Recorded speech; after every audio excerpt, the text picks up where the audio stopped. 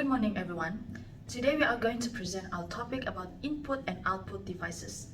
Before we start our presentation, I would like to introduce myself as Teacher Benedette and my group mates Teacher Hong Chuan and Teacher Rosie Tanis.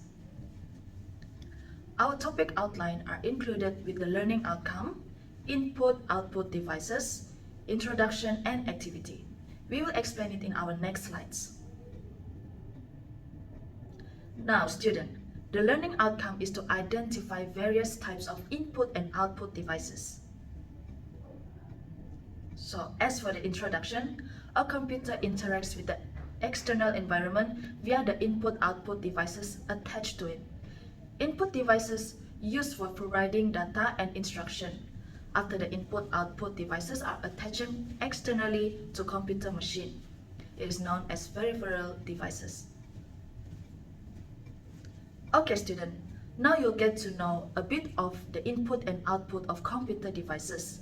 Now, just remember the keywords. Input device gets the data and programs from various input devices.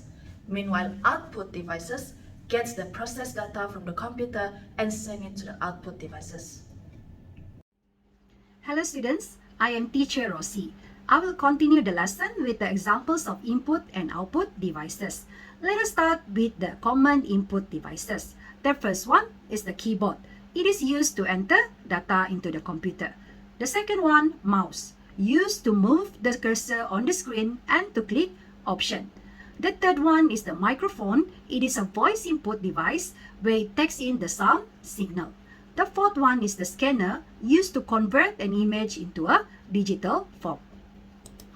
Another example of an input device are camera or web camera.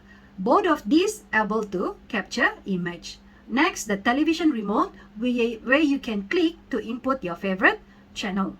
Another one is a smartphone or a tablet. You can use it to enter data or to capture an image. Lastly, the barcode scanner. It is used to scan the barcode. Okay, class. Now, let us proceed to the example of common output devices. The first one is the monitor. It is used to display visual. The second one is the speaker. It is to produce sound. The third one is the printer. It is used to convert information to printed paper. The fourth one is a projector, which project an image or moving image into projection screen. The fifth one is the television. It is for visual display. Another example of output devices is the headphones. It works like a speaker, which is to produce sound. Next is camera. It can display the image. Lastly, smartphone or tablet. Both devices can display the image or text you have entered. So students, we have covered the examples of input and output devices. We also learned some of its function. Can you tell me which of the device can perform both function? Well, class, these are the list of the devices that can perform both function. The first one is the camera and the second one is the smartphone or a tablet. Hello students, I am Teacher Hong. At this point, you need to move your brain. Just now, we have learned input device is used to get into a device. Now think, how many different ways can you think of to enter data into a computer? You may pause the video and answer this question. Now, let's discuss. We can capture by a webcam, type by using a keyboard, and click with a mouse. Type or make some voices by using a microphone. Lastly, write some words or draw something from a graphic tablet.